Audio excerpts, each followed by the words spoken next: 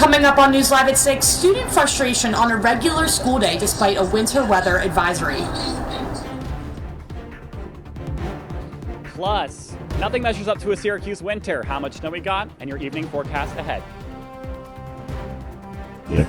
And to-go alcohol, a permanent option to take out orders on our state.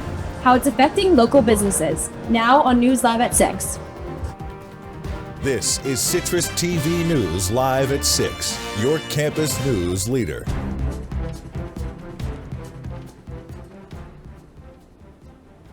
February 29th, the day we only see once every 4 years. And with it, a weird break in the warm weather.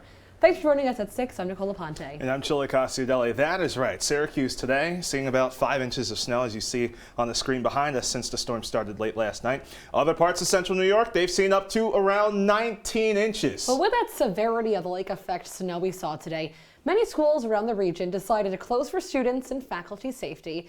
But not here on the Hill. No, not at all. Not We've at got all. team coverage on the storm today. Hey, Luke Welch will give us a deeper look into the weather we have seen. But first, let's go to Citrus TV's Maura Vaughn. Maura, how are people enjoying or dealing with the snow that came down today? Now, Chile, despite the snowstorm happening here on campus today, Syracuse University did not close the doors on a regular school day, despite the CMY other districts closing down. Now, CMY students and Syracuse University students were not happy dealing with this magnitude of a storm. 2 days ago, Syracuse University experienced a temperature high of 70-degree weather that felt like this music. But now, campus sounds a little bit different today. And while schools across Onondaga County were closed today for a snow day, Syracuse University kept classes going despite students feeling unsafe getting to and from classroom and home. And also, like, the roads are just not safe at all. Like, genuinely, when I was driving this morning, I didn't even feel safe in, like, the Uber that I was in. And a lot of my friends have cars, and, like, they've even had trouble getting to classes. So I live on South Campus, and I would say the conditions are pretty bad. I saw a car accident on my way here, and I was actually late to my exam today because of the car accident. It's also, like, a mental thing that you're like, I don't even want to get on main campus right now. And it's also just scary. Like, I don't know if I want to take a bus that big onto roads that are barely been plowed. Now, DPS tells us that, quote, Syracuse University generally remains open for business in inclement weather, while always prioritizing the safety and well-being of our community members. Individuals must make personal decisions based on a risk assessment related to travel. Now, just be careful to be cautious of the weather and how you're getting to and from around campus. Chile and Nicole, I'm going to toss it back to you. Maura Vaughn for Citrus TV News. Hey, thanks, Maura. Getting around campus today was a trek, to say the least. And you hear students complaining about the lack of a snow day, but remember, that's also part of the course for here. You usually don't have one of those. Oh, please. Here at Syracuse University during our time here, I don't think we've had a snow day. I think in history, maybe like less than a handful. Yeah, I agree. Well, thanks so much, Maura. Let's head over to Luke Welch on the weather deck. Has the snow let up at all, Luke? In Chile, the snow has not really picked up. It's kind of seeming to stop here. We have some here on the ground right now. And if we take a look at the snow right now, this is Luke's accumulation prediction.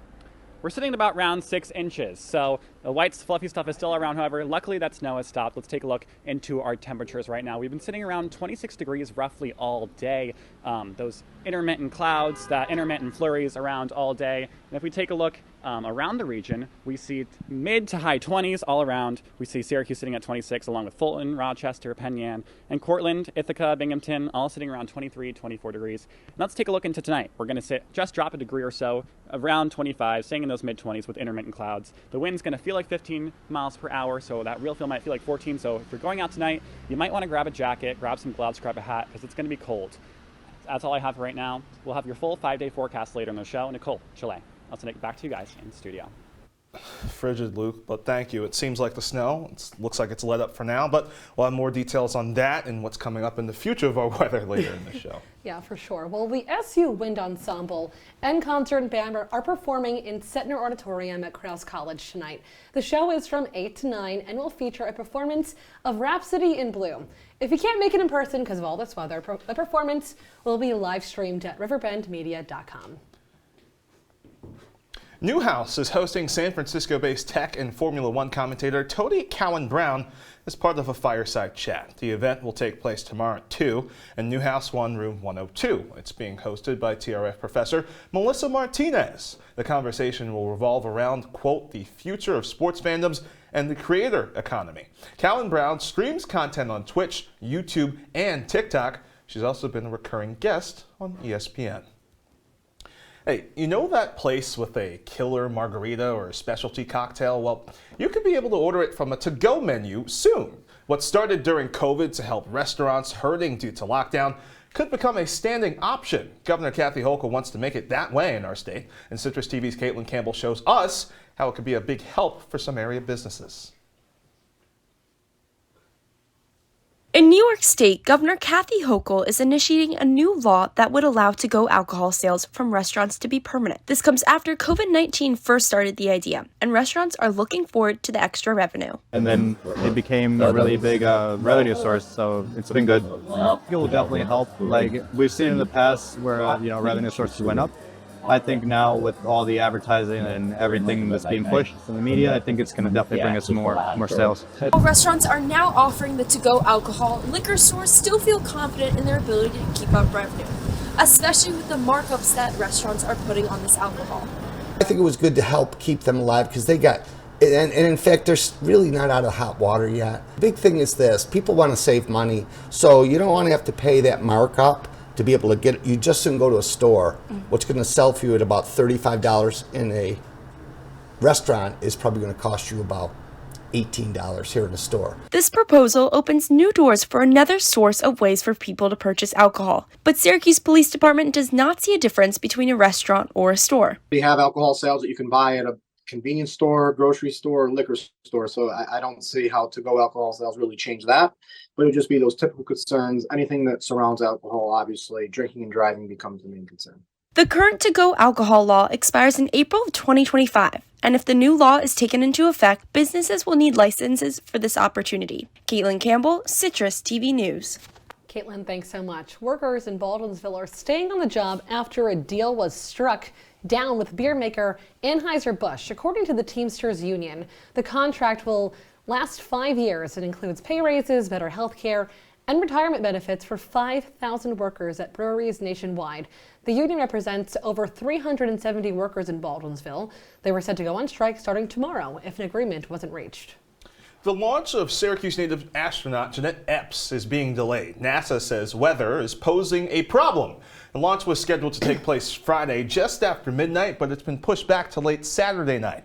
Epps and her crew will board the SpaceX Crew Dragon Endeavour, which will bring them to the International Space Station. They're expected to be up there for 6 months. Onondaga County and Syracuse political and business leaders are flying to Taiwan.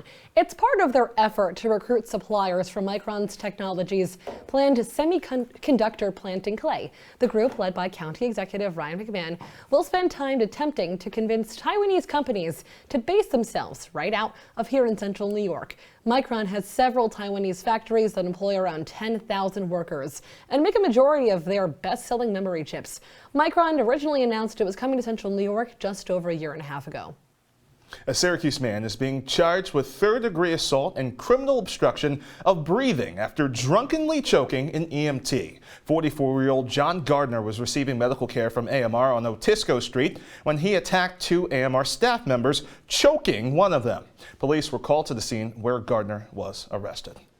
Early this morning, Syracuse firefighters spent about 4 hours putting out a fire in a home in Syracuse's north side. Fire units searched the 2.5-story house on Stewart Street for trapped occupants, but they didn't find any. The house was known to be vacant, but sustained heavy fire, smoke, and water damages to the first and second floors. The roof and chimney collapsed. Officials are currently investigating the cause of the fire. Coming up on News Live at 6, a major shakeup in the race for Congress here in Syracuse. See the brand new district lines right after the break. Hey, look, it's those guys. Are you good to drive? I'm fine. How many did you have? I should be fine. You should be. Go and step out of the vehicle for me. See ya, buddy. Good luck. So turns out, buzz driving and drunk driving, they're the same thing, and it costs around $10,000. So not worth it.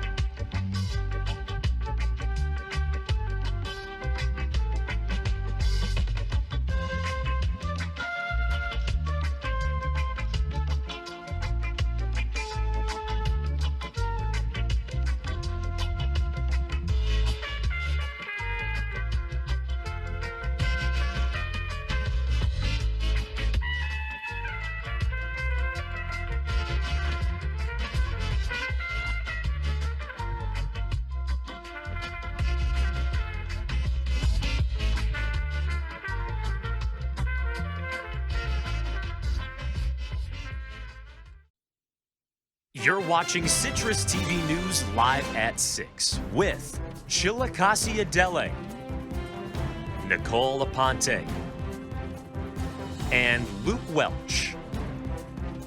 Now, your campus news leader continues. Hey, welcome back to News Live at 6. Governor Kathy Hochul calling for online map and social media companies to stop listing illegal weed dispensaries on their website. Since the state legalized marijuana, many unlicensed shops have opened. Well, legal shops go through a number of steps to ensure the quality of the product and to ensure they're not laced or stronger than advertised. The state is looking to crack down on these illegal shops, but hasn't made much progress. Yeah. Now, lawmakers in Albany have found their way to new congressional maps after an extensive back and forth. District lines are normally changed at the start of every decade, not midway through, but this new redrawing was ordered by a court late last year. Our political reporter, Luke Radel, is following the story for us. Luke, are these maps finally official?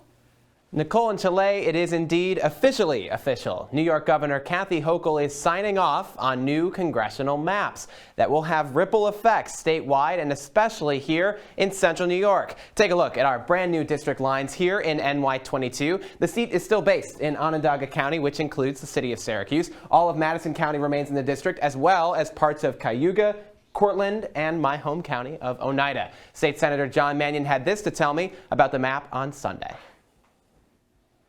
So I've looked at the map, and a lot of us locally are focusing on New York 22. When I look at that district, I see communities that really are pretty well tied together. I think it's a district that makes sense. Now, Senator Mannion's Republican opponent, Brandon Williams, prefers these old district lines, and there's a pretty compelling reason for that. He won there in 2022 by around 2,631 votes. The new lines add about 10,000 registered Democrats, according to an analysis by Dustin Zarni, an elections commissioner in Onondaga County. These maps do not do Brandon Williams any favors, but he is projecting strength on social media. First, he pointed out that GOP candidate for governor Lee Zeldin won in this district, which is true, but only by around 2 points. Then he points out that John Mannion is a, quote, Albany insider and career politician, even though Mannion first won public office all the way back in 2020. So if you're keeping score at home, that's just 2 years before Brandon Williams was elected. So I guess by his own logic, if he serves another term in Congress, he'll also be a career politician. Last but not least, Williams says, I welcome these new maps. But is a very nice that's a very nice sentiment, but it's also a complete reversal from the past 2 weeks where he's been publicly and privately complaining about the new district lines. But to understand why he's been so upset, let's take a look at the voting math here in Onondaga, which is still the largest county in the district. Historically, all the way back in 2020, President Biden won this district by 20 points. Excuse me, he won this county by 20 points, but Republican Congressman that same year, John Kakko, managed to win by 2 percentage points. In 2022, both Kathy Hochul and Francis Knoll, Democrats, won in this county, with Knoll winning by 12 points and Hochul winning by 7. So how did this happen? How did a Republican win for Congress in a county that Donald Trump lost by 20 points? I'd offer it's because John Kakko didn't talk like many of today's Republicans. Though he did endorse Trump, Kakko also said things about him like this. Of course Trump is a knucklehead. And of course I don't like him as a person. I don't like him, his rhetoric. I don't like his lack of discipline. But Brandon Williams is taking a different approach to the former president. In fact, he criticized John Kakko for his lack of loyalty to Trump. So now the question is, will that strategy pay off for Brandon Williams? When Trump is likely back atop the ticket in 2024, will someone like Williams, who has openly embraced him, be able to win in counties like ours that soundly rejected Trump just 4 years ago? At least in public, Williams is projecting confidence. In studio tonight, Luke Radel, Citrus TV News. Guys? Luke, thanks so much. Madison County officials have reported multiple cases of norovirus at Colgate University. The virus, which sees around 20 million cases a year in the U.S., tends to spread after a large gathering in condensed spaces like a stay on a cruise ship. Now, the virus is seasonal, much like the flu, and symptoms tend to be like those of food poisoning. The virus tends to last about 24 to 48 hours, but it's very unlikely, though, that it would kill you. Now, around 50 homes were destroyed in Fritch, Texas. It's a small town in the state's panhandle following massive wildfires. Residents fled to nearby towns as high winds spread the flames into residential areas and cattle ranches. One of the fires grew into one of the largest in state history. Well, more than a dozen volunteer firefighters gathered in the center of the town where residents delivered food and water. Fitch was hit with similar fires a decade ago. The Republican-controlled House of Representatives has voted to pass a stopgap bill to avert a government shutdown. Now, the bill will be sent to the Democratic-controlled Senate to be approved or killed. The shutdown will occur tomorrow, and if not passed by the Senate and signed by the president. And coming up, a little history lesson in leap day weather. Stay with us.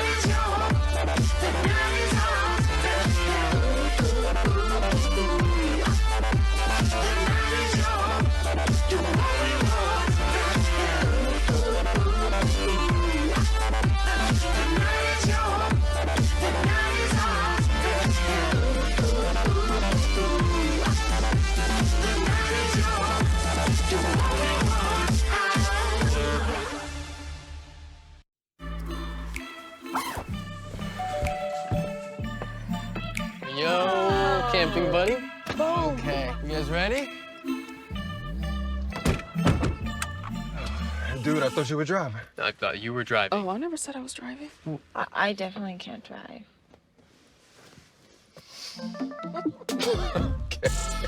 If you're high, just don't drive. It's illegal everywhere. If you feel different, you drive different. From the Citrus TV Weather Center, this is SU's most accurate weather forecast. 6:18, let's get another check of the weather with our weather anchor, Luke Welch. Now, Luke, I hear that we're going to get a little history lesson about Leap Day. Yeah, we will. I thought today was such a crazy day with the weather. I know, like yesterday, it was seemingly sunny and 60 degrees, and I think it's going to be like that tomorrow. So I thought, let's take a look back to this crazy day and these crazy years. So let's take a look on your screen and look back to what the Leap Day has kind of been like over the past couple of days. The average leap day temperatures are 37 of a degree high and a 21 degree low. We've kind of been sitting around there in the mid-20s. Historically, the highest is 61, which we might see tomorrow. The coldest has been -4, which I'm so glad we have not reached yet. That record snowfall, if you can't see behind our Citrus TV News bug, we got a 5.6-inch record. We're sitting at around 5 inches today, so we're almost close. We were so close to beating it. I'm kind of glad we didn't because of all that snow. But let's take a look into some more leap day history, as we see 2024, our high today was 26, our low was 24, sitting in those mid-20s, snow just over 5 inches. 2020, high of 25, low of 16, 0 inches of snow, seemingly surprising for February, guys. Excuse me, yeah. In 2016, we had a high of 56 and a low of 27, less than 1 inch of snow. And then in 2012, we had a high of 34 and a low of 30. Now let's take a look into the 5-day forecast where we're going to see some of this switch up. Tomorrow, partly cloudy, 51 and 38 from today. That seems like a crazy turnaround. Then we get to Saturday. We see some scattered showers, a high of 48, a low of 39. And then we get to Sunday, some cloudy, getting up to that high of 58, and then we see the light at the end of the tunnel where those sun is going to come out. We're going to see highs of the mid to 60s, low and mid 40s. And now let's take one more look at this history lesson. I know I've kind of been boring you guys out, but we see a daily look back. Today, we saw a high of 26, a low of 24. And let's take a look at that average again, where we saw a high of 37 and a low of 21. So we won't be messing with those average numbers too much. Leap day has some crazy weather, but I heard there was a crazy lacrosse game in the Dome last night. Nick Luttrell, what's coming up in sports? All right, Luke, it was another tough loss for SU men's lacrosse last night, but what did head coach Garrett Gate have to say post-game? I'll have your full sports report after the break. Life doesn't always give you time to change the outcome. Prediabetes does. 1 in 3 adults has prediabetes, but with early diagnosis, prediabetes can be reversed. And you can change the outcome. Take the 1-minute prediabetes risk test today. Go to doihaveprediabetes.org.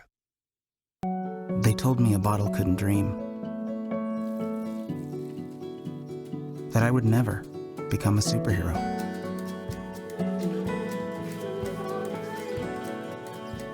But I learned how to fly.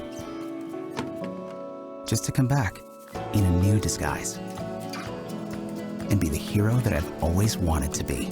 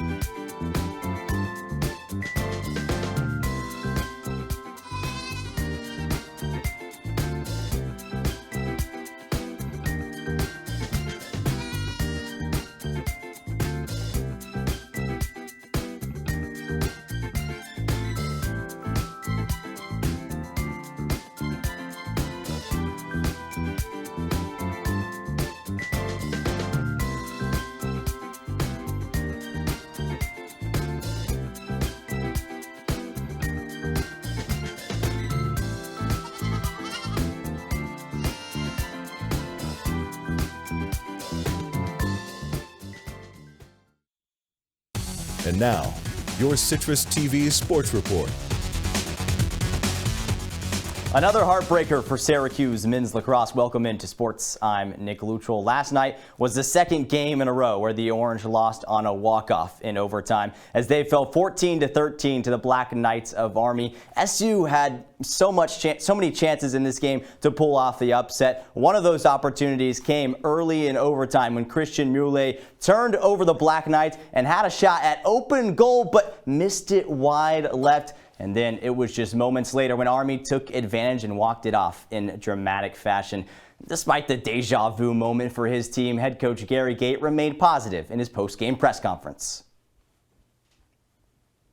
The great thing is we have a lot of games left against top 10 opponents. So, you know, we'll get 1 and hopefully 2 and 3. And, you know, we can look back one day, hopefully, at these first 2 overtime losses as important games for us for how we finish the season. But that means we got to stick together as a team. We got to continue to stay positive, and we have to get better.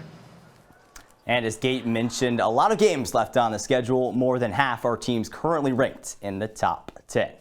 All right, going from the turf to the hardwood now. SU women's basketball concludes their regular season tonight at North Carolina State. Folks at home, if you haven't seen what this Orange team is doing this year, it's time to start paying attention. What head coach Felicia Leggett-Jack is doing with this program is nothing short of incredible. It's been a meteoric rise from 2 years ago, but also a much improved team from a season ago. Yesterday, head coach Jack was asked the biggest difference from last year's team to this year's.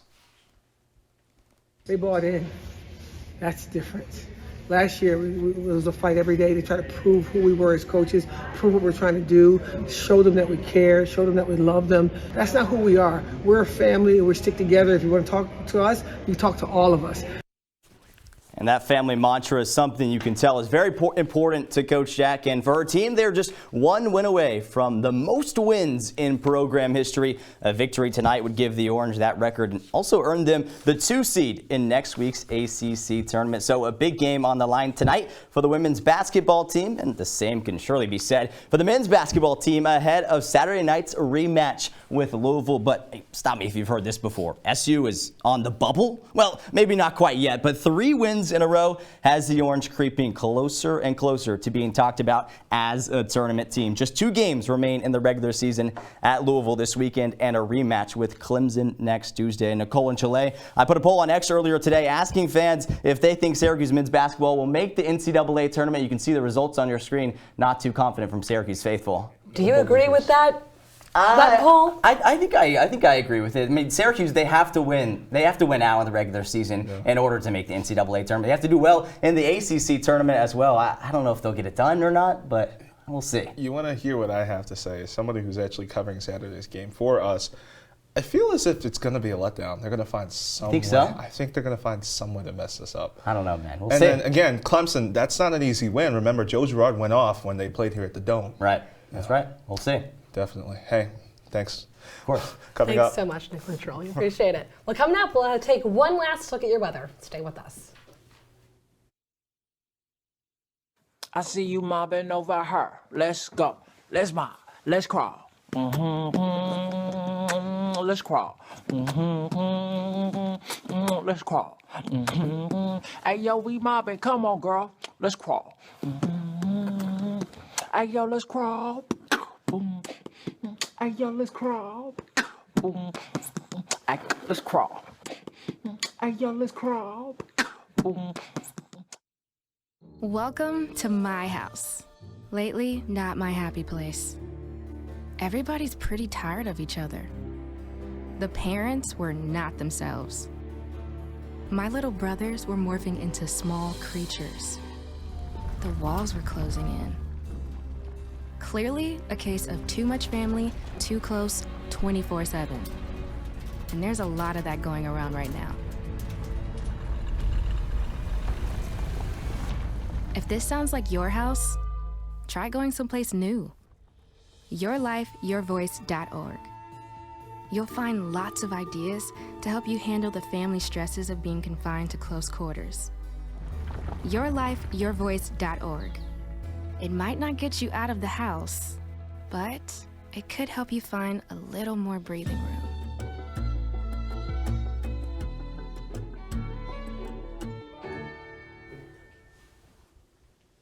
Welcome back to News Live at 6. Well, when you wake up tomorrow, it's going to be kind of similar to today, just no snow. The sun's going to be out. It's going to be 26 degrees at 8 a.m. But hey, those temperatures are on the rise. We're going to see some 40s, some 50s. That snow is going to go away, guys, I promise. And just some intermittent clouds throughout the rest of the day. However, the weekend's going to look a little bit better. Those clouds are going to away. We might see some scattered showers on Saturday, as I mentioned earlier. But we're going to be good for the rest of the weekend and into next week. Snow, go away. Yeah. That's what we need to be singing here on Citrus TV News. But I feel like we always talk about how we never have enough time to do what we want to do in a given year. But this year, we got super lucky. We got an extra 24 hours. It's a leap day. In case you didn't know, a leap day happens once every 4 years. It's because of Earth's orbit. The amount of days it takes for the Earth to make a full revolution around the sun is not the whole number of 365.